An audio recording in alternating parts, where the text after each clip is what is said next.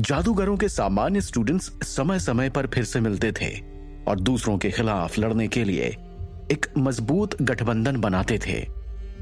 इस तरह के एक नेटवर्क को स्कूल फैक्शन नाम दिया गया था।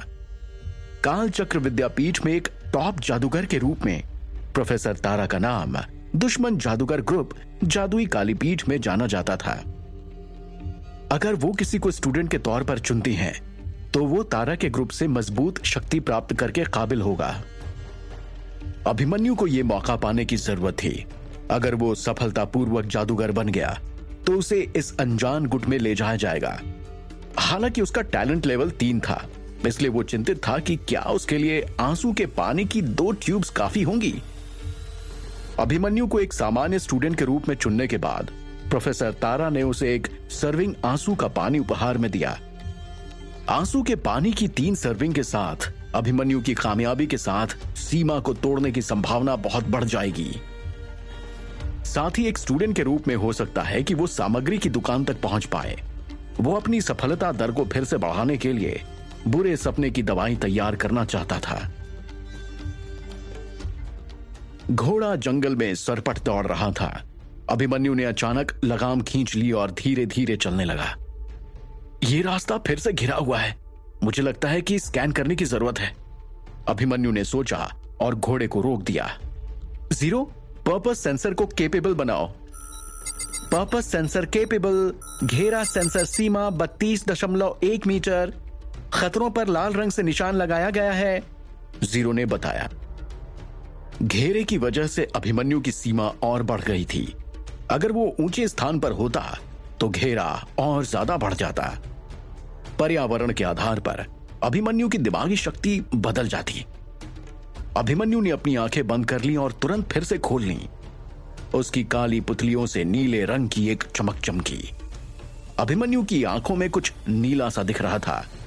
रंग गायब होने में बस कुछ सेकंड लगे। उसकी आंखों के बीच में खिलता हुआ लाल क्रॉस हेयर दिखाई दिया। उसके बगल में विभिन्न जानकारी लिखी हुई थी। अभिमन्यु ने बाईं ओर देखा।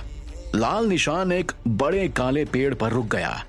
पेड़ के बगल में डेटा की एक सूची दिखाई दी। ब्लैक स्क्रीन ट्री, 132 साल पुराना, खतरा नहीं है। उस पेड़ के बगल में उसकी कठोरता, सीलन, इस्तेमाल और खोल की आवश्यकता की जानकारी भी दिखाई गई थी। अभिमन्यु ने चारों ओर देखा। उसकी आंखें खुली हुई थी। उसकी आंखों में नीली रोशनी के बिंदु चमक रहे थे। कुछ सेकंड के बाद वो राहत महसूस कर रहा था। मैं स्कूल के बहुत करीब हूं, ऐसा लगता है कि आसपास कोई खतरा नहीं है। ये सोचते सोचते अभिमन्यु की आंखों का क्रॉस हेयर अचानक चमकने लगा। चेतावनी, चेतावनी, मजबूत जीव का पता चला, आपसे दूरी 103 मीटर, 0 ने सूचना दी। अभिमन्यु के भाव बदल गए और उसने निशान लगे क्षेत्र को देखा। पेड़ों के बाईं ओर घास का मैदान था। जमीन पर कुछ काला सा पड़ा हुआ था। ऐसा लग रहा था कि उसके शरीर के चारों ओर कई काले तार घूम रहे हैं। उस जीव का आकार एक बैल के आकार का था, लेकिन वो जीव दहाड़ नहीं रहा था। अभिमन्यु केवल लोगों को हंसते और ताली बजाते हुए सुन सकता था। ऐसा लग रहा था कि आसपास कई बच्चे नाच रहे हैं, लेकिन अभिमन्यु की नजर में केवल वो काला जीव ही था। लगता है मुझे दूसरा रास्ता चुनना चाहिए, अभिमन्यु ने मन में कहा। उसने लगाम कसकर पकड़ ली और अपने घोड़े को घुमाने की कोशिश करने लगा। हालांकि घोड़ा वहीं का वहीं खड़ा रहा और उसने हिलने से इनकार कर दिया। घोड़ा परेशान लग रहा था और जोर से सांस ले रहा था। अरे तू घोड़ा है कि गधा है? यह कहते हुए अभिमन्यु गुस्सा होते हुए घोड़े से कूद गया। उसने उसे बगल के एक पेड़ से बांध दिया। एक जीव आपके पास आ रहा है। दूरी 102 मीटर, 100 मीटर, 98 मीटर, 96 मीटर, 0 ने बताया कि उसने जीव की गति का पता लगा लिया है। वो मुसीबत से बचने की कोशिश कर रहा था, इसलिए उसने दूसरा रास्ता चुना क्योंकि वो कुछ अनोखी सामग्री ले जा रहा था। हालांकि डर के मारे घोड़ा दंग रह गया था। शांत होने के लिए उसे कुछ समय चाहिए था, इसलिए अभिमन्यु ने उसे पेड़ से बांध दिया था। अभिमन्यु ने बहुत अधिक शोर किए बिना क्रॉस गार्ड तलवार निकाल ली। उसने अपने कदम नीचे कर लिए। और उसने उस ओर चलना शुरू कर दिया। जैसे ही वो करीब आया, सुबह की रोशनी की वजह से वो उस काले साए को साफ तरीके से देख पाया। वो काली छाया स्वयं प्रकट हो गई। ये एक गेंद के आकार का जीव था, जिसके पूरे शरीर पर काले मानव समान 80 हाथ और 100 आंखें थी। प्रत्येक हाथ की हथेली के बीच में गहरे लाल रंग की आंख थी। अभिमन्यु की उपस्थिति ने उस जीव को उत्साहित कर दिया, जो बड़ी संख्या में हथियारों से ढका हुआ था। उसने अपनी सारी निगाहें हथियारों पर टिका दी। उसके बाजुओं के बीच से कुछ अजीब सी आवाज आई, शतायु। जीरो ने आखिरकार अभिमन्यु की नजर में जानकारी प्रदर्शित की। 100 आंख वाला राक्षस, मजबूत मध्यम आकार का जीव, ताकत 5, फुर्ती 3, सहन शक्ति 21, दिमागी शक्ति 5, क्षमता अज्ञात, डेटा अधूरा। कृपया जीव से एक सुरक्षित दूरी बनाए रखें। जीरो ने रिपोर्ट में बताया कि वो शतायु से दूर रहे। चिप ने शतायु पर लाल चमक के साथ एक निशान लगा दिया था, जिसका मतलब था कि ये शतायु राक्षस अभिमन्यु के लिए खतरा है। अभिमन्यु ने अपनी आंखें झपकाई और जीरो के स्कैन फंक्शन को बेकार कर दिया। उसने क्रॉस गार्ड तलवार को अपने हाथों से कसकर पकड़ रखा था और वो सतर्क खड़ा था। अभिमन्यु ने इस शतायु राक्षस के बारे में पहले सुन रखा था। उसे बताया गया था कि इस राक्षस का शरीर बहुत ही शक्तिशाली और खतरनाक होता है। शतायु राक्षस अपने शिकार को पूरी तरह से निगलने का आनंद लेता है। ये बड़ा होने पर और मजबूत हो जाता है। हालांकि अभिमन्यु के सामने ये जो शतायु राक्षस था, उसका आकार अभी भी उतना ज्यादा नहीं था। शायद ये अपनी युवावस्था में था। एक बड़े 100 आंखों वाले राक्षस का वजन 100 टन से अधिक था और इसका आकार एक चमकते हाथी से भी बड़ा था। इसकी वास्तविक युद्ध क्षमता के बारे में बमुश्किल कोई जानकारी दर्ज की गई थी, इसलिए अभिमन्यु का पता लगाने का एकमात्र तरीका वास्तव में इससे लड़ना ही था। शतायु राक्षस ने अपनी बाहों को लहराया। ऐसा लग रहा था जैसे वो कुछ कहने की कोशिश कर रहा हो। अभिमन्यु शतायु राक्षस से लगभग 10 मीटर की दूरी पर था, लेकिन वो जो कुछ भी कहना चाहता था, अभिमन्यु उसका एक शब्द भी नहीं समझ पा रहा था। ये देखते हुए अभिमन्यु वहीं रुक गया और उसने उसकी गतिविधियों को भांपने की कोशिश की। बैल के आकार के शतायु राक्षस को अभिमन्यु की ओर से कोई प्रतिक्रिया नहीं मिली, इसलिए वो खतरनाक हो गया। उसके मुंह से तेज आवाज निकली और वो अभिमन्यु की ओर जाने लगा। उसने अपने दर्जनों हाथों से अभिमन्यु को गले लगाने की कोशिश की। वो अपनी हथेलियों पर उन लहूलुहान आंखों को झपका रहा था। वे सभी कोनों से अभिमन्यु को पकड़ने की कोशिश कर रहा था। अभिमन्यु का दिमाग सुन्न हो गया। वो तुरंत पीछे हट गया। शतायु राक्षस ने अभिमन्यु के पीछे एक पेड़ को अपनी बाहों से पकड़ लिया और उसे तोड़कर आधा कर दिया। पेड़ की टहनियां जमीन पर गिर रही थी, क्योंकि ये पेड़ हवा में उड़ रहा था। पेड़ पूरी गति से अभिमन्यु की ओर झुका हुआ था। शतायु राक्षस ने आगे हमला किया, जबकि पेड़ का तना अभी भी अभिमन्यु की ओर गिर रहा था। शतायु राक्षस के बड़े शरीर और अनगिनत हाथों ने उसके हमले को चकमा देने का कोई मौका नहीं छोड़ा।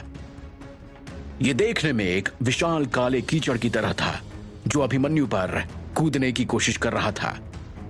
अभिमन्यु पीछे कूद गया और आने वाले इस वार से बच निकला। वो घास के मैदान पर उतरा, जो उस राक्षस से कई मीटर दूर था। उसके चेहरे पर कोई भाव नहीं थे और उसकी चांदी की क्रॉसगार्ड तलवार की नोक से खून टपक रहा था। अभिमन्यु ने शतायु राक्षस के कई हाथों को काट दिया। उसके हाथ जमीन पर गिर गए। उसके हाथों की उंगलियां कांपने लगी। वो अपनी लहूलुहान आंखें बार बार झपकाने लगा। चांदी की क्रॉसगार्ड तलवार नीली हो चुकी थी और बिजली की तरंगे उसमें से चमक रही थी। तलवार के चारों ओर तीव्र बिजली टिमटिमाने लगी। इससे जो शोर पैदा हुआ वो परेशान करने वाला था। जब अभिमन्यु ने देखा कि शतायु राक्षस पेड़ के तने को फिर से तोड़ने की कोशिश कर रहा है, तो उसने अपने शरीर को नीचे किया और आगे बढ़ने लगा। क्रॉसगार्ड तलवार बिजली से प्रभावित थी। अभिमन्यु ने शतायु राक्षस के पास से आने वाले हाथों पर जोर से मारा। सेकंड के भीतर 10 से अधिक हाथ आसानी से कट गए। अब शतायु राक्षस के शरीर से नीली रोशनी निकलने लगी, लेकिन यह रोशनी अभिमन्यु के तलवार की वजह से थी। फिर अभिमन्यु ने अपनी तलवार से शतायु राक्षस के मुंह पर जमकर वार किया। उसका मुंह खुला हुआ था लेकिन अंदर कोई भी दांत नहीं था।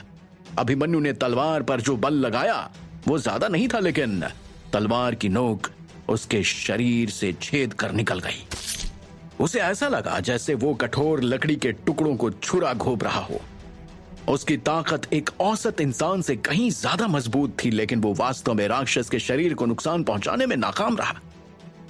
जैसे ही अभिमन्यु ने अपनी तलवार को उसके शरीर से बाहर निकालने की कोशिश की, शतायु राक्षस ने अपने एक हाथ से उसके ऊपर हमला किया। अभिमन्यु को उस हमले से चोट लगी और वो दूर जा गिरा। अभिमन्यु ने जल्दी से अपनी दूसरी क्रॉसगार्ड तलवार खींची और उसे अपने बाएं हाथ में पकड़ लिया। उसका दाहिना हाथ अजीब तरह से मुड़ गया था। उसकी हड्डियां टूट गई थी और वो अपनी टूटी हड्डियों से लगातार आ रहे दर्द को महसूस कर सकता था। दर्द से उसका बुरा हाल था, लेकिन फिर भी किसी तरह वो कुछ कदम पीछे हटा। जंगल में हुई लड़ाइयों के बाद अभिमन्यु ने 2 क्रॉसगार्ड तलवारें ले जाना शुरू कर दिया था। शतायु राक्षस का शरीर बहुत बलवान था, इसलिए अभिमन्यु ने अपने दोनों हाथों से तलवार चलाने का फैसला किया। हालांकि उसका दाहिना हाथ घायल हो चुका था, फिर भी वो उस पर वार तो करेगा ही। अभिमन्यु को तुरंत ही शतायु राक्षस से निपटने के लिए कोई दूसरा रास्ता खोजना पड़ेगा। अरे ये क्या, इसकी चोट तो जल्दी ठीक हो जाती है। मैं इसे सिर्फ छुरा घोंपकर नहीं मार पाऊंगा। अगर मुझे लड़ाई जीतनी है तो ये लड़ाई लंबी नहीं चलनी चाहिए, नहीं तो मैं हार जाऊंगा। अभिमन्यु ने सोचा, क्योंकि वो जानता था कि शतायु राक्षस को मारना कितना कठिन है। उस राक्षस पर तो उसके किसी भी हथियार या किसी भी तरह के वार का ज्यादा देर तक असर नहीं रहता था। अभिमन्यु के पास इस समय इसे नुकसान पहुंचाने का कोई प्रभावी तरीका नहीं था। उसके लिए इसे अकेले मारना लगभग असंभव था। अगर ये शतायु राक्षस उसका रास्ता नहीं रोकता और उसकी जिज्ञासा उसके डर पर काबू पाने की नहीं होती, तो वो उसके पास कभी आता भी नहीं। शतायु राक्षस ने तेजी से नए हथियार बढ़ाए। शतायु राक्षस बहुत ज्यादा गुस्से में आ गया था। वो पीछे नहीं हट रहा था। शायद वो इसलिए पीछे नहीं हट रहा था क्योंकि अभिमन्यु ने उसके कई हाथ काट दिए थे, लेकिन अभिमन्यु पीछे हट गया। उसने बिना पलक झपकाए शतायु राक्षस को देखा। उसने झुककर अपना एक काला हाथ ऊपर उठाया। अभिमन्यु ने पहली बार ऐसा कुछ देखा था, इसलिए उसने वापस आने के बाद इस पर कुछ रिसर्च करने का फैसला किया। ऐसे अनोखे शतायु राक्षस आमतौर पर नहीं मिला करते थे। अभिमन्यु ने सोचा कि उसके शरीर के अंग का अध्ययन करने से शायद उसे कुछ मदद मिलेगी। त्वचा सख्त और ठंडी थी। ऐसा लगा जैसे हाथ में लकड़ी का डंडा पकड़ा हुआ हो। 100 आंखों वाले राक्षसों को प्राचीन राक्षस 100 आंखों वाले भूत से रक्त विरासत में मिले थे। शतायु राक्षस वाले भूत अपने शरीर के कुछ हिस्सों का उपयोग करके खुद को बुरे सपनों से जोड़ सकते थे। अभिमन्यु ने सोचा, शायद मुझे इससे कुछ जरूरी डेटा मिल जाए। अभिमन्यु सोचते हुए पीछे हटता रहा। शतायु राक्षस अभी भी बिजली की तरंगों की वजह से नीचे पड़ा हुआ था। उसकी गति अब धीमी हो चुकी थी। अभिमन्यु ने उसके हाथों में से कुछ हाथों को उठाया और वापस अपने घोड़े के पास आ गया। वो उस घोड़े पर कूद पड़ा। चलो, उसने अपने पैरों पर दबाव डाला और घोड़े की बागडोर हिला दी। काले घोड़े ने अपने सामने के खुरों को ऊपर उठाते हुए दाहिनी ओर ठिठकते हुए ठहाका लगाया। अभिमन्यु घोड़े पर सवार हो गया। अभिमन्यु ने घोड़े को बिल्कुल भी कोड़ा नहीं मारा, लेकिन वो पूरी गति से शतायु राक्षस से दूर भागने लगा। अभिमन्यु अभी भी अपने पीछे शतायु राक्षस की दहाड़ को सुन सकता था। ऐसा लग रहा था कि राक्षस अब जमीन से उठ चुका है, तभी वो दहाड़ रहा है। इस बात से अभिमन्यु चिंतित नहीं था। वो पहले से ही स्कूल के बाहरी इलाके के करीब पहुंच चुका था। गेट के सहायक मास्टर काल का विष शतायु राक्षस जैसे जीव को आसानी से खत्म कर सकते थे। शतायु राक्षस चमकते हाथियों से ज्यादा शक्तिशाली था। उसमें उच्च जादू रोकने की और शारीरिक शक्ति को रोकने की क्षमता थी। इसके अलावा उसकी हैरान कर देने वाली शक्ति किसी को भी हरा सकती थी, लेकिन उसे हराना बहुत मुश्किल था। जादूगर स्टूडेंट या जादूगर के साथ इसके पावर लेवल की तुलना करें तो ये रैंक 3 जादूगर स्टूडेंट से अधिक मजबूत था। लेकिन सामान्य जादूगर से वो कमजोर था। हालांकि ये जीव आमतौर पर पहाड़ों या दलदलों में रहा करते थे, दरअसल उन्हें जंगल में देखना एक ताज्जुब की बात थी। जीरो, शतायु राक्षस की बाहों पर एक बुनियादी स्कैन करो, अभिमन्यु ने जीरो से कहा। मिशन बनाया गया, स्कैनिंग, जीरो ने जवाब दिया। अभिमन्यु की आंखों में हाथ का 3 डायमेंशनल हॉलोग्राम दिखाई देने लगा। यह हॉलोग्राम गोल गोल घूम रहा था। डेटा की पंक्तियों को उसकी बाह के पास लिखा जा रहा था। कृपया खून का सैंपल दें। अगले ही पल अभिमन्यु ने फटे घाव पर अपना हाथ रखा और चिपचिपा गहरा लाल खून उसकी हथेली पर चिपक गया। कौन है ये शतायु राक्षस? क्या अभिमन्यु इसका इस्तेमाल अपनी एनर्जी को बढ़ाने के लिए कर पाएगा? जीरो ने तुरंत ही अपनी जांच को पूरा किया और जवाब दिया। डेटा स्कैन होते ही लिस्ट के आखिर में अचानक कुछ लिखा हुआ दिखाई दिया। मॉडल के कॉपी के आधार पर आप नमूने से टॉप एनर्जी पैरासिडैक निकाल सकते हैं और इसे अपने शरीर में इंजेक्ट कर सकते हैं। अभिमन्यु ने आगे पढ़ा। 51% संभावना है कि आपकी जीन सीमा को तोड़ा जा सकता है। 23% संभावना है कि आप पर कोई प्रभाव नहीं पड़ेगा और 26% संभावना है कि अज्ञात प्रभाव लागू होगा, लेकिन इसे पूरा करने के लिए सही प्रयोग की आवश्यकता है। टॉप एनर्जी पैरासिडैक इंजेक्शन, अभिमन्यु ने अपने आप से कहा। वो इंजेक्शन के नाम से थोड़ा डरा हुआ था। अभिमन्यु ने जीरो से पूछा, जीरो, क्या इसके अलावा कोई और भी जानकारी है जो जादूगर की किताबों में लिखी हुई है? डेटाबेस में कोई रिकॉर्ड नहीं मिला है। इस बात की 93% संभावना है कि जादूगरों ने अभी तक हाई एनर्जी पैरासिडैक की खोज नहीं की है, जीरो ने तुरंत जवाब दिया। अभिमन्यु को इसका कारण पता था कि जादूगर अभी तक इसकी खोज क्यों नहीं कर पाए थे। जादूगरों की किताबों में कई रिसर्च के आंकड़े होते हैं, लेकिन उनमें सेल्स के बारे में कुछ भी नहीं बताया जाता है। इतना ही नहीं, यह भी संभव था कि वो छोटी वस्तुओं का पता लगाने में मदद करने के लिए अपनी दृष्टि बढ़ा सकें, लेकिन उनके लिए वास्तव में बैक्टीरिया या पैरासिडैक देखना असंभव था। उन जादूगरों ने अपना अधिकांश समय मैक्रो एनर्जी का अध्ययन करने में बिताया, क्योंकि उनके पास कोई सटीक माइक्रोस्कोप नहीं था। काला जादू के जादूगर स्टूडेंट और जादूगर बायोलॉजी के बारे में अधिक जानते थे, लेकिन केवल सामान्य आधार पर ही उनका अध्ययन करते थे। बेसिक स्कैन ने मुझे इतनी जानकारी दी है। मुझे जल्द से जल्द वापस जाने और प्रयोग करने की जरूरत है।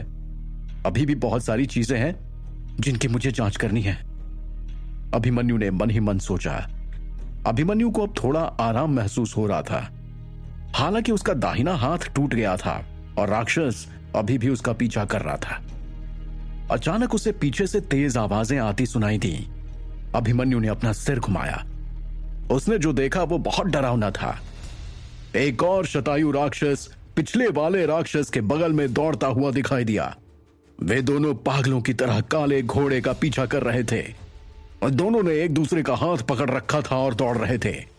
कुछ हाथी ताली बजा रहे थे तो कुछ खतरनाक रूप से झूल रहे थे। अजीबो गरीब दृश्य था वो। अरे ये तो एक ही काफी था, अब ये दो कैसे आ गए? अभिमन्यु ने अपने मन में कहा। फिलहाल अभिमन्यु के पास जो इलेक्ट्रिक मंत्र था वो सबसे ज्यादा नुकसान पहुंचाने वाला और मजबूत मंत्र था। इस समय राक्षसों का जादू खत्म करना बेहद जरूरी था। वे दोनों बहुत तेज और बलवान थे और इसके साथ उनमें फुर्ती भी थी। अगर मैं इन्हें कोई बड़ा नुकसान नहीं पहुंचा पाया तो मेरे छोटे छोटे मंत्र इनका कुछ नहीं बिगाड़ पाएंगे। अभिमन्यु का दिमाग फटाफट सोच रहा था। उसने घोड़े को कोड़े मारे और चिल्लाया, तेज और तेज। काले घोड़े ने अपनी गति बढ़ा दी, लेकिन दो राक्षस उनका पीछा करते रहे। जब वो सड़क के किनारे से गुजरे तो अभिमन्यु ने अचानक एक कैंप फायर देखा और वहां पर देखा कि कुछ स्टूडेंट आपस में बात कर रहे हैं। उन लोगों को घोड़ों के खुरों और शतायु राक्षसों के तेज चिल्लाने की आवाज सुनाई दी। यह आवाज सुनकर सारे के सारे स्टूडेंट्स चौकन्ने हो गए। घोड़ा झाड़ियों के पार चला गया और कैंप फायर के आसपास जो बच्चे थे उन्होंने देखा कि राक्षस उस घोड़े का पीछा कर रहे हैं। ये देखकर सब डर गए और इधर उधर भागने लगे। हे भगवान, शतायु राक्षस, एक नहीं दो। एक जादूगर स्टूडेंट बोला जिसका नाम अंश था। जल्दी भागो यहां से। कैंप फायर के पास 2 पुरुष और एक महिला थे। वे सभी जादूगर स्टूडेंट्स थे। उनके भूरे रंग के कपड़ों को देखकर यह अनुमान लगाया जा सकता था कि वे स्टूडेंट्स ही थे। शतायु राक्षसों को देखते ही इन स्टूडेंट्स के भाव बदल गए। उन्होंने तुरंत अपने घोड़ों को खोला और भागने का प्रयास किया। तीनों अपने घोड़ों पर सवार होकर आगे बढ़ने लगे, हालांकि उनकी गति धीमी थी। अभिमन्यु और शतायु राक्षस उनके ठीक पीछे थे। अभिमन्यु थोड़ा हैरान था। उसे इस जंगल में स्कूल के किसी जादूगर स्टूडेंट को देखने की उम्मीद नहीं थी। उसने बागडोर दाहिनी ओर खींची और वहां से मुड़ने लगा। वो उन स्टूडेंट्स के लिए कोई परेशानी नहीं लाना चाहता था। भूमिका, बहुत देर हो चुकी है। पुरुष स्टूडेंट्स में से एक चिल्लाया जिसका नाम ऋषि था। भूमिका, जो कि एक जादूगर स्टूडेंट थी, उसने अपना सिर घुमाया और अपने होठों को हिलाते हुए अभिमन्यु की ओर देखा। भूमिका के हाथ से एक लंबी सफेद किरण निकली और काले घोड़े की छाती पर सटीक उतर गई। सफेद किरण बर्फ के टुकड़े में बदल गई और अभिमन्यु का घोड़ा दर्द से करा उठा। वो जमीन पर गिर गया। अभिमन्यु ने यह नहीं सोचा था कि वो बिना कोई शब्द कहे उस पर हमला कर देगी। उसका दाहिना हाथ पहले से ही टूटा हुआ था, इसलिए घोड़े के जमीन पर गिरते ही उसने अपने बाएं हाथ से खुद को सहारा दिया। वो लुढ़कता हुआ घास पर जा गिरा। अभिमन्यु गुस्से में था। वो अपने बाएं हाथ के सहारे खड़ा हो गया, लेकिन लुढ़कते समय उसके पास वो जो राक्षस का हाथ था वो कहीं गिर गया। शतायु राक्षस अचानक से अभिमन्यु के सामने आ खड़े हुए। उनका भारी शरीर जमीन से टकराया और वो जोर जोर से आवाजें निकालने लगे। उन्होंने उसे बाहों से पकड़ने की कोशिश की, लेकिन उसमें वो कामयाब नहीं हो पाए। अभिमन्यु के हाथ से हरी आग की एक किरण निकली। दोनों शतायु राक्षस एक साथ पीछे हट गए। उनका शरीर हरी लपटों से जल उठा। आग की रोशनी ने अंधेरे जंगल को रोशन कर दिया। हालांकि राक्षसों के ठीक होने पर आग की लपटें जल्दी ही गायब भी हो गईं। अभिमन्यु ने अपने बाएं हाथ से क्रॉस गार्ड तलवार पकड़ी। सैकड़ों लाल खूनी आंखों को उसने देखा। उसकी त्वचा पर रोंगटे खड़े हो गए। उसके चेहरे पर कड़वी मुस्कान आ गई। अभिमन्यु ने गुस्से भरे चेहरे के साथ उन तीनों को देखा जो उसके बराबर में खड़े थे। स्वार्थी कमीनों! ऋषि नाम के जादूगर स्टूडेंट ने जो कहा उसे सुनकर भूमिका ने भी बिना सोचे समझे अभिमन्यु के घोड़े पर हमला किया। भूमिका जानती थी कि शतायु राक्षस अभिमन्यु के लिए रुकेगा और ऐसा करने का सबसे अच्छा तरीका उसके घोड़े को मारना था। अभिमन्यु ने पहले ही रास्ता बदलने का फैसला कर लिया था, क्योंकि वो इन अजनबियों को अपनी लड़ाई में नहीं खींचना चाहता था। उसे तो केवल स्कूल के बाहरी क्षेत्र तक पहुंचने की जरूरत थी। वो जानता था कि वहां पहुंचने के बाद मास्टर काल का विश उसके लिए इन शतायु राक्षसों की अच्छी खबर लेंगे। स्कूल के रखवाले कभी भी इस तरह की मुसीबतों को स्कूल के क्षेत्र में नहीं आने देंगे। तीनों ने अभिमन्यु से अपनी दूरी का गलत मतलब निकाला। अगर अभिमन्यु सही समय पर मुड़ जाता तो शतायु राक्षस उन्हें चोट नहीं पहुंचा पाता। हालांकि भूमिका नाम की जादूगर स्टूडेंट के बर्फ के टुकड़े ने उसकी योजना को पूरी तरह से बर्बाद कर दिया था। बर्फ का टुकड़ा घोड़े के दिल को चोट पहुंचा गया था। फिर भी उसने पूरी गति से थोड़ी देर तक सर पर दौड़ने की कोशिश की, मगर थोड़ी ही देर बाद वो मर गया। घोड़े की मौत से उन तीनों को भागने का कुछ समय मिल गया। शतायु राक्षस अपनी ऊंची ऊंची आवाजों से दहाड़ रहे थे और एक निश्चित ताल में अपने हाथों से तालियां बजा रहे थे। उसने ध्यान से अपना हाथ अपनी हथेली में डाला और चमकते हाथी के दिल से बने बम को पकड़ लिया। दिल की सतह हल्के हरे रंग की चमक से भरी हुई थी। वो दिल निकालकर सामने खड़े शतायु राक्षसों को कुछ देर घूरता रहा। मैं इसका उपयोग नहीं करना चाहता, अभिमन्यु ने अफसोस भरी आवाज में कहा। अभिमन्यु को भागता देख वो राक्षस बोल पड़ा, बहुत अच्छा, मुझे पता है कि तुम मेरे शब्दों को समझते हो। चमकते हाथी के दिल से बना बम, हमने तुम्हारी ताकत को शायद कम आंका। उस राक्षस के शरीर से एक तेज आवाज आई जो हाथों से ढकी हुई थी। तुमने उससे बात करने की जरूरत क्यों समझी मरमुरा? वो सिर्फ एक स्टूडेंट है, दूसरे राक्षस ने थोड़े गुस्से में कहा। अभिमन्यु ने हंसते हुए जवाब दिया, मुझे समझने में लोग अक्सर भूल कर बैठते हैं, इसमें कोई गलती नहीं आपकी। इस बम को बनाना मुश्किल था, मैं भाग्यशाली था कि इसे पहली कोशिश में ही मैंने सफलतापूर्वक बना लिया। अभिमन्यु ने अपने बाएं हाथ से बम को अपनी छाती के ऊपर उठाया। वो बम और तलवार को एक ही हाथ से पकड़े हुए था, जैसे कि वो जब चाहे उस बम को फोड़ दे। अभिमन्यु ने जो कुछ कहा उसे राक्षस सुनकर चुप हो गए। तीनों जंगल के बीच में खड़े होकर एक दूसरे को घूरते रहे। कई मिनट बाद, ठीक है तुम जा सकते हो, बाईं ओर शतायु राक्षस अंत में फिर से बोला। तुम इसे जाने दे रहे हो मरमुरा? दूसरा शतायु राक्षस उसके घूमने से पहले ही चिल्लाया और जाने लगा। उस राक्षस के बैल के आकार का शरीर तेजी से झाड़ियों में गायब हो गया। मरमुरा नाम के राक्षस ने अभिमन्यु को देखा और पूछा, मुझे अपना नाम बताओ, यह पहली बार है जब मैं अपने शिकार को छोड़ रहा हूं क्योंकि तुम बहुत बहादुर हो। उसने आगे कहा। अभिमन्यु मुस्कुराया और जवाब में बोला, अगर, लेकिन तभी एक धमाका होता है। अभिमन्यु को आगे बोलने से रोकते हुए एक सफेद पत्थर अचानक झाड़ियों से उड़ आया। उसके भाव बदल गए। वो पीछे हटकर पत्थर को चकमा देना चाहता था, लेकिन उसने देखा कि मरमुरा द्वारा फेंका गया वो एक विशाल खंड पत्थर उसके पास आ रहा है। वो पत्थर करीब 1 मीटर ऊंचा था, जिससे अभिमन्यु के भागने का रास्ता ही बंद हो गया। अब अभिमन्यु फंस चुका था और यहां से नहीं निकल सकता था। तभी एक अंधेरी छाया ने अभिमन्यु के शरीर को ढक दिया। उसके चारों ओर हरी लपटें फट पड़ी। विस्फोट के कारण 2 बड़े बड़े टुकड़े हो गए उस पत्थर के, और कुछ सेकंड बाद वो राख के ढेर में बदल गए। हरी लपटें एक घेरा बनाकर चारों ओर फैल रही थी। पूरे जंगल में हरी बत्ती की किरणें फैल रही थी, और अब रोशनी की जगह सब कुछ हरा हो गया था। हे भगवान! वो दूसरा राक्षस पेड़ के पीछे छिप गया। उसकी निगाहें उसकी हथेलियों पर लगे धमाकों के निशानों को देख रही थी। खतरनाक हरी लपटें सीधे आकाश में चली गईं, और उस हरे प्रकाश ने बादलों को भी ढक लिया। अभिमन्यु के आसपास के अधिकांश पेड़ जल उठे। एक बड़ा पेड़ आधा टूटकर जमीन पर गिर गया। ये पेड़ भी आग का ईंधन बन गया। भारी धुएं ने अभिमन्यु की आंखों को धुंधला कर दिया।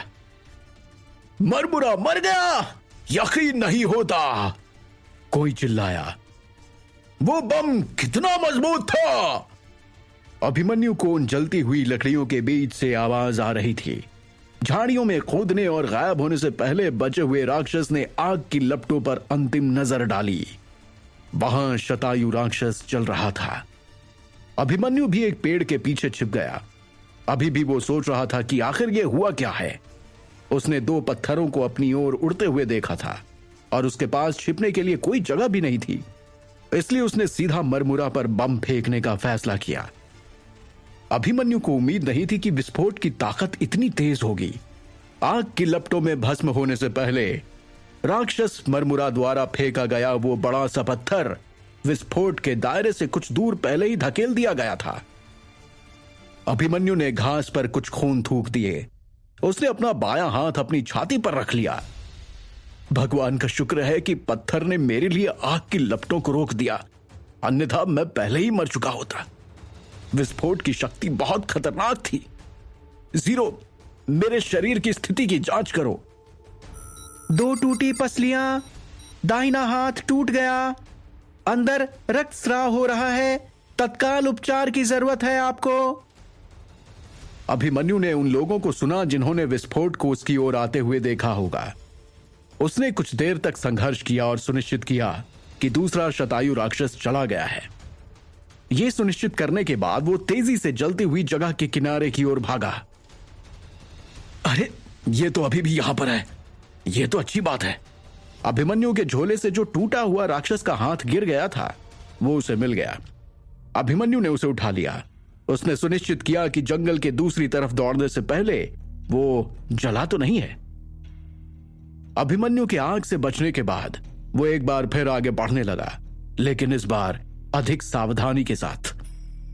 उसने जीरो द्वारा खोजे गए किसी भी जीवित प्राणी को सचेत न करने का प्रयास किया। वो अंततः दूसरे दिन कालचक्र विद्यापीठ के बाहरी इलाके में पहुंच गया। आखिरकार मैं वापस आ ही गया, अभिमन्यु ने अपने मन में सोचा। दोपहर हो चुकी थी। अभिमन्यु जंगल से बाहर चला गया था और पीले खंडहर का सर्वे करने लगा था। सूरज की रोशनी उसके लिए बहुत ज्यादा तेज थी, इसलिए उसने अपनी आंखों को अपने बाएं हाथ से ढक लिया। धूल भरे खंडहर के ऊपर एक काला कौवा मंडरा रहा था। ये मास्टर कालकाविश थे। अभिमन्यु यहां भी नहीं रुका। उसके भूरे रंग के कपड़े पर लाल निशान लगाया गया और उसकी गंदगी तुरंत साफ हो गई। अपनी उंगली की एक झिलमिलाहट के साथ उसने अपने गंदे बालों को ठीक किया। उसके दाहिने हाथ में पहले से ही चोट लग गई थी और हाथ जल्दी ठीक हो जाए इसके लिए तख्त के एक टुकड़े को उसने बांध लिया था। सब कुछ हो जाने के बाद वो खंडहर की ओर चलने लगा। कालकाविश ने उसे 1 सेकंड के लिए देखा। वो जानता था कि अभिमन्यु स्कूल का एक जादूगर स्टूडेंट है, इसलिए वो जांच करने के लिए नहीं उतरा। अभिमन्यु ने आकाश की ओर देखा और वहां कालकाविश को मंडराते हुए देखकर उसे तसल्ली हुई। उसके बाद वो फिर से स्कूल के प्रवेश द्वार की ओर तेजी से दौड़ पड़ा। उसने कुछ इशारे किए जिससे अंडरग्राउंड सुरंग का दरवाजा खुल गया। वो सीधे अपने छात्रावास के रास्ते की ओर चल पड़ा। रास्ते में अभिमन्यु कई अन्य जादूगर स्टूडेंट से मिला, लेकिन उसके पास अभिवादनों का जवाब देने का समय नहीं था। क्या शतायु राक्षस अभिमन्यु के जीवन में दोबारा लौट कर आएंगे? ऐसे अचानक आई मुसीबतों से लड़ने के लिए अभिमन्यु के पास क्या कोई जरूरी जादुई सामग्री है? उसने अपने कमरे का दरवाजा पटक कर बंद कर दिया था। हॉल अभी भी शांत था। किसी ने फर्श से धूल साफ नहीं की थी। फर्श पर केवल अभिमन्यु के पैरों के निशान दिखाई दे रहे थे। यह साफ था कि अन्य लोग अभी तक नहीं लौटे हैं। अभिमन्यु ने अपने कमरे में आने के बाद दरवाजे की ओर इशारा किया। उसकी उंगली के सिरे से हल्का हरा धुआं निकला जो तुरंत दरवाजे से चिपक गया। फिर उसने डेस्क पर लगे तेल के दीपक की ओर इशारा किया और अचानक दीपक में लौ जलने लगी। तेल के दीपक के जलते ही पूरे कमरे में रोशनी आ गई। अब अभिमन्यु डेस्क की ओर चल पड़ा। उसने उसमें से बेतरतीब चीजों को हटा दिया। फिर उसने अपने बैग से ट्यूब्स को निकाला जिसमें आंसू का पानी का फॉर्मूला था। उसने शतायु राक्षस का हाथ भी निकाला। उसने उसे डेस्क पर रख दिया। ट्विस्टेड बैरियर के स्पेल मॉडल वाली किताब की सारी जानकारी अभिमन्यु ने चिप में स्टोर कर दी। उसके बाद उसे जला दिया। मुझे इन्हें स्कूल में इधर उधर नहीं ले जाना चाहिए। अनजानी मुसीबतों से हर साल जादूगर स्टूडेंट्स गायब हो जाते हैं। मुझे ज्यादा सावधान रहने की जरूरत है, अभिमन्यु ने सोचा। उसने जल्दी से डेस्क पर सब कुछ उठाकर एक बैग में रख दिया। एक छोटी सी ट्यूब रोशनी के नीचे चमक रही थी। उसके अंदर का लिक्विड लगभग धूल के पार्टिकल्स की तरह लग रहा था जो सुनहरे रंग के साथ चमक रहा था। अभिमन्यु ने ट्यूब को कई बार हिलाने से पहले उसे पकड़ा, उसकी सतह को रगड़ा। लाल बत्ती धीरे धीरे उसकी हथेली पर उठने लगी जो नली के ऊपर चढ़ गई। ट्रांसलूसेंट क्रिस्टल की सतह पर छोटे मुड़े हुए अजीब तरह की लाइनें दिखाई देने लगीं। ये तो अजीब जादुई मंत्र है। अभिमन्यु ने उन अजीब लाइनों को ध्यान से चेक किया। असीम आत्मा जमीन पर लौट आएगी। अभिमन्यु ने धीरे धीरे पढ़ना शुरू किया। जैसे ही अभिमन्यु ने मंत्रों को पढ़ना पूरा किया, ट्यूब का डॉट घूमने लगा। वो इसे हिलते हुए सुन सकता था। वो डॉट तुरंत ही 6 चांदी के मकड़ी के पैर के आकार के पैडल में टूट गया। ये लगभग ट्यूब के शिखर पर खिलने वाले चांदी के फूल जैसा दिखता था। अभिमन्यु ने अपनी आंखों को बड़ा किया, 6 तेज पंखुड़ियों को ध्यान से देखा और अपनी हथेली पर आंसू का पानी डाला। बस बंद हो जाओ, अभिमन्यु ने हल्के स्वर में कहा। पंखुड़ियां धीरे धीरे अपने मुख्य आकार में लौट आईं। एक में सुधार हुआ। 0 सीमा को तोड़ने की मेरी सफलता दर का सिमुलेशन करो और आंसू के पानी की जांच करो, अभिमन्यु ने 0 से कहा। जांच हो रही है, सिमुलेशन शुरू हो गया है। समय की आवश्यकता 11 घंटे 32 मिनट। जीरो ने अपनी यांत्रिक आवाज में सूचना दी। अभिमन्यु ने ट्यूब को अपनी थैली में वापस रख लिया। उसने देखा कि उसकी त्वचा सुनहरे लिक्विड को सोख रही है। वो उठ खड़ा हुआ और अपने पैरों को क्रॉस करके बिस्तर पर बैठ गया। वो कुछ देर तक बिस्तर पर बैठा रहा क्योंकि चादर अभी भी थोड़ी ठंडी और गीली थी। वो बिना कंबल के वहीं बैठ गया और अपनी आंखें बंद कर ली। अभिमन्यु ने ध्यान करना शुरू किया। वो वहां की परिस्थितियों को ठीक करने के लिए हवा में जमीन एनर्जी पार्टिकल्स को सोखने की कोशिश कर रहा था। समय धीरे धीरे आगे बढ़ गया। कमरे में अंधेरा और गहरा होता जा रहा था। थोड़ी देर बाद कमरा अंधेरे में डूब गया। सिमुलेशन पूरा हुआ। आंसू का पानी और बचाव स्पेल मॉडल की 2 सर्विंग्स की मदद से सफलता दर 17 से 33% है। जीरो ने जवाब दिया। क्या हो अगर मैं आंसू के पानी की एक और सर्विंग हासिल कर लूं? जीरो, सफलता दर की फिर से गिनती करो, अभिमन्यु ने कहा। गिनती कर रही हूं। सफलता दर 47% से 59% होगी। जीरो ने तुरंत जवाब दिया। जीरो, अब इसमें बुरे सपनों की दवाई को भी जोड़ो, अभिमन्यु ने आदेश दिया। दवाई का असर अनजान। मॉडल बनाना, जांच करना शुरू। सफलता दर बढ़ी 6% से 9% तक, जीरो ने बताया। अभिमन्यु ने अब पूछना बंद कर दिया। कुछ सेकंड बाद उसके चेहरे पर मुस्कान आ गई। पीली दीवारों वाले एक कमरे में लाल कपड़े पहने लोगों का एक ग्रुप खड़ा था। सभी के हाथ में शराब के गिलास थे। वे सारे काले कपड़े वाले लोग कमरे में आती हुई एक बूढ़ी औरत जिसका नाम तारा था उसे देख रहे थे। उसके साथ एक भूरे बालों वाला लड़का भी था जिसका नाम था अभिमन्यु। अपने आप को इतने सारे लोगों को घूरते हुए देखकर अभिमन्यु थोड़ा शर्मा गया। उसने ग्लास को अपने हाथ में लिया और कहा, आप सब यहां आए इसके लिए धन्यवाद। प्रोफेसर तारा के स्टूडेंट के तौर पर मैं अभिमन्यु आप सभी का स्वागत करता हूं। प्रोफेसर तारा की तरह ही आप लोग भी मुझे पसंद करेंगे ऐसी मुझे उम्मीद है। भविष्य में मैं ये उम्मीद करता हूं कि कभी भी मुझे आप लोगों की मदद की जरूरत होगी तो आप हाथ खोलकर, दिल खोलकर मेरी मदद करेंगे। आप यहां मेरी बात सुन रहे हैं, इसके लिए एक बार फिर से आप सभी को धन्यवाद, अभिमन्यु ने हाथ जोड़कर कहा। तारा की त्वचा दोनों ओर से ढकी हुई थी, मानो उसके पूरे शरीर पर दानों को सिल दिया गया हो। उसने एक घूंट में अपनी शराब खत्म की और ग्लास नीचे रखकर कहना शुरू किया, एक रैंक 3 जादूगर स्टूडेंट के तौर पर अभिमन्यु पहले ही सीमा तोड़ने की आवश्यकता को पूरा कर चुका है।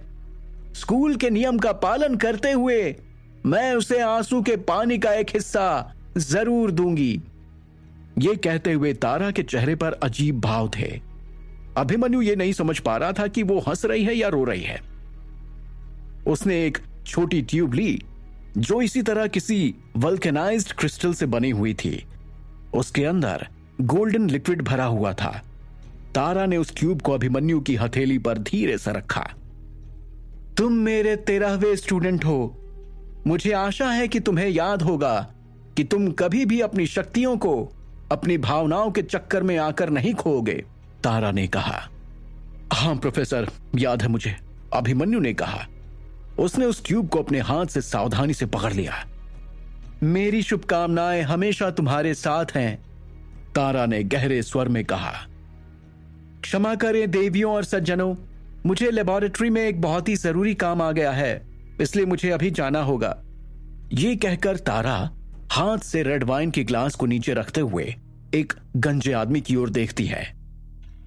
शौर्या, बेहतर होगा कि तुम सावधान रहो। अगर तुम मनोरथ साम्राज्य में पकड़े गए तो मैं कुछ नहीं कर पाऊंगी। शौर्या मुस्कुराया और उसने बोला, धन्यवाद प्रोफेसर, मैं इसका ख्याल रखूंगा और किसी मुसीबत में आने से पहले जरूर वापस आ जाऊंगा। ठीक है, यह कहकर तारा मुड़ी और आगे बढ़ गई। अगले ही पल उसका शरीर काले धुएं के ढेर में गायब हो गया। शौर्या भी धीरे धीरे गायब हो गया। लगता है प्रोफेसर पहले से कहीं ज्यादा चौकन्नी हो गई हैं। वहां खड़ी एक महिला ने चुटकी ली। बोलते समय मर्यादा का ध्यान रखो, बेहतर होगा। एक नकाबपोश व्यक्ति ने गहरे स्वर में कहा। हम कभी भी अपने प्रोफेसर के खिलाफ बात नहीं करेंगे। कमरे में लोग कई छोटे छोटे ग्रुप बनाने लगे और धीमी आवाज में बात करने लगे। थोड़ी देर बाद शराब खत्म करते ही उनमें से ज्यादातर लोगों ने अपनी बातचीत खत्म कर ली। उन्होंने अपने शराब के ग्लास को नीचे रख दिया और तारा की तरह ही काले धुएं में गायब हो गए, जबकि कुछ लोग कमरे में ही रह गए। अभिमन्यु उनके बीच में खड़ा था, लेकिन कोई भी उसके पास नहीं आया और ना ही किसी ने उसके साथ कोई बात की। वे जादूगर उसका अभिवादन करने के लिए वहां नहीं आए थे। अभिमन्यु के पास ये एक अवसर था, इसलिए उसने कुछ जानकारी या रिसोर्सेज लेने और देने का फैसला किया था। तारा इस तरह की पार्टियों को आयोजित करने के लिए किसी भी बहाने का इस्तेमाल करती थी, ताकि वहां के जादूगर और जादूगर स्टूडेंट्स एक दूसरे के साथ अपने संबंधों को अच्छा बना सके। उसने अभी अभी अभिमन्यु को अपने सामान्य स्टूडेंट के रूप में चुना था, इसलिए उसने उसे अपने सभी स्टूडेंट्स को यहां इकट्ठा करने के बहाने उसे मिलवाया। एक रैंक 3 जादूगर स्टूडेंट के तौर पर अभिमन्यु ने किसी का ध्यान आकर्षित नहीं किया, क्योंकि दूसरे स्टूडेंट पहले से ही सामान्य जादूगर बन चुके थे। उन लोगों को अभिमन्यु की कोई चिंता नहीं थी। आखिरकार उनका बस एक ही मकसद था, आंसू के पानी की तीसरी सेवा प्राप्त करना। तुम अभिमन्यु हो ना? एक बूढ़ा आदमी उसके पास आया और उसने अभिमन्यु से पूछा। हालांकि तुम्हारी प्रतिभा का लेवल कम है और मुझे यकीन नहीं है कि तुम सीमा को तोड़ सकते हो या नहीं, फिर भी इतनी कम उम्र में आवश्यकता को पूरा करना तुम्हारे लिए बहुत बड़ी बात है। मैं तुम्हारा सम्मान करता हूं। मेरा नाम वेदांत भानु है, तुम बस मुझे वेदांत कह सकते हो। मैंने सुना है कि तुमने प्रोफेसर से कुछ अनोखी जड़ी बूटियां खरीदी हैं। मेरे कमरे में अभी भी कुछ बचा हुआ है, क्या तुम्हें उनकी जरूरत है? अभिमन्यु सादगी से मुस्कुराया। बेशक, लेकिन मैं उन अनोखी सामग्रियों को खरीद नहीं सकता। तुम्हारे पास कितने जादुई पत्थर हैं? या तुम्हारे पास देने के लिए कुछ और है क्या? वेदांत दूसरे काले चोगों वालों से थोड़ा अलग था। ऐसा लग रहा था कि उसे इस बात की परवाह नहीं है कि अभिमन्यु अभी भी भूरे रंग का कपड़ा पहना हुआ है। इसका मतलब है कि वो अभी भी एक स्टूडेंट ही है। आपको कितने जादुई पत्थर चाहिए? अभिमन्यु ने कहा। ऐसा लग रहा था जैसे वेदांत एक दयालु साथी हो सकता है। हालांकि उसने देखा कि वेदांत को उससे बात करते हुए देखकर अन्य लोग उसे तिरस्कार की दृष्टि से देख रहे थे। तारा के स्टूडेंट्स में वेदांत सबसे कमजोर जादूगर हो सकता है। देखो, मुझे लगभग 1000 नियमित जादुई पत्थर चाहिए। हालांकि मेरी जड़ी बूटियां इतनी अनोखी नहीं है, फिर भी वे कम से कम 1000 जादुई पत्थरों के लायक तो हैं ही। मुझे लगता है कि तुम उनका उपयोग करके दवाई बना सकते हो। शायद तुम्हें हाई क्वालिटी वाली जड़ी बूटियों की आवश्यकता नहीं है, क्या मैं ठीक कह रहा हूं? वेदांत ने अभिमन्यु की ओर देखा और मुस्कुराकर बोला। अभिमन्यु ने हां में सिर हिला दिया। सौदा कब करें? बताओ, कब करोगे, अभी या बाद में? वेदांत ने अभिमन्यु की ओर देखा। ठीक है, तो मेरी तरफ से तो सौदा पक्का है। आप कब करना चाहेंगे? वेदांत ने मुस्कुराते हुए अभिमन्यु की ओर देखा और कहा, मैं जड़ी बूटियों को वापस स्कूल में ले आया हूं। तुम एक सच्चे इंसान लगते हो। मैं भी दूसरों की तरह झूठ नहीं बोलता, इसलिए जल्दी ही सौदा कर लेंगे। पार्टी के बाद अभिमन्यु ने वेदांत के साथ व्यापार किया और 2 लो रैंकिंग के जादूगर स्टूडेंट्स को जड़ी बूटियों को वापस उसके कमरे में ले जाने के लिए कहा। उसने पहले 5000 जादुई पत्थर प्राप्त कर लिए थे, फिर भी उसके पास अब केवल 2000 ही बचे थे। उसने महसूस किया कि जादूगर बनना बहुत ही महंगा सौदा है। अभिमन्यु ने अपना अधिकांश समय हॉल में सीमा तोड़ने की तैयारी में बिताया। उसने जंगल में अपने घोड़े को मारने वाले 3 जादूगर स्टूडेंट्स को खोजने की भी कोशिश की। अभिमन्यु अब सामान्य जादूगर बन चुका था। अब जादूगर बनने के बाद उसने बदला लेने का फैसला किया। अभिमन्यु को फिलहाल उन पर हमला करने की इजाजत तो नहीं थी। हालांकि सीमा को कामयाबी के साथ तोड़ने के बाद उसे स्कूल में और भी ज्यादा अधिकार हासिल हो चुके थे। उसने दवाई विभाग से आवश्यक डिवाइसेस खरीदे और बुरे सपनों की दवाई को तैयार करने के लिए सामग्री को पहले ही तैयार कर लिया। उसने बड़ी संख्या में बेतरतीब जड़ी बूटियां खरीदी। इसकी वजह यह थी कि वो नहीं चाहता था कि दूसरों को पता चले कि उसके पास बुरे सपनों की दवाई का फॉर्मूला भी है। जादूगर स्टूडेंट्स शायद सोचते होंगे कि अभिमन्यु सिर्फ कुछ प्रवेश लेवल की दवाई का अभ्यास कर रहा है। इसके अलावा ज्यादा से ज्यादा वो आंसू के पानी की एक और सर्विंग बना रहा होगा। तारा ने अभिमन्यु को एक बेहतर कमरा देने की पेशकश की थी, जो रैंक 3 के जादूगर स्टूडेंट के लिए रिजर्व था, लेकिन अभिमन्यु ने इनकार कर दिया। उसका जरा भी मन नहीं था कि वो अभी फिलहाल किसी अनजान कमरे में जाए, इसलिए उसने सीमा को तोड़ने की तैयारी के लिए अपने हॉस्टल में रहना ही चुना। स्कूल के वाइस प्रिंसिपल ने अभिमन्यु और 2 अन्य जादूगर स्टूडेंट्स को बुलाया जो सीमा तोड़ने की तैयारी कर रहे थे। बैठक एक छोटे से स्टडी रूम में की गई। यह पहली बार था जब अभिमन्यु स्कूल की मैनेजमेंट टीम से मिल रहा था। अभिमन्यु ने जब स्टडी रूम के रास्ते में अन्य 2 जादूगर स्टूडेंट से बात की तो आखिरकार उसे स्कूल की बनावट के बारे में कुछ जरूरी जानकारी मिली। कालचक्र विद्यापीठ उस समय 2 वाइस प्रिंसिपल्स द्वारा चलाया जा रहा था। हर एक फैकल्टी को उसके लीड द्वारा हेड किया जाता था और टीचर फैकल्टी के आदेश के तहत काम करते थे। रैंक 3 के जादूगर स्टूडेंट्स अब अपने प्रोफेसर के सामान्य स्टूडेंट बन जाएंगे। जो जादूगर लो रैंकिंग वाले स्टूडेंट्स हैं वो उनकी अधिक परवाह नहीं करते थे। यह बात तो जग जाहिर थी। कोई नहीं जानता था कि असली प्रिंसिपल कहां है, लेकिन वो हर 30 सालों में स्कूल की जांच करने के लिए वापस जरूर आते थे। इस जादूगर का खास मकसद जादूगर स्टूडेंट्स को ट्रेन करना नहीं बल्कि कुछ और था। इस जादूगर ने अन्य ग्रुप्स के साथ कई युद्ध लड़े थे।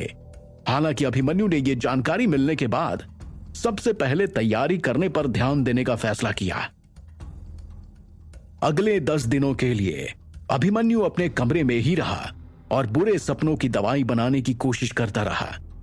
चिप की सारी गिनती और कॉपी के साथ उसकी सफलता दर दवाई स्टडी करने वाले औसत जादूगर स्टूडेंट से कहीं अधिक थी।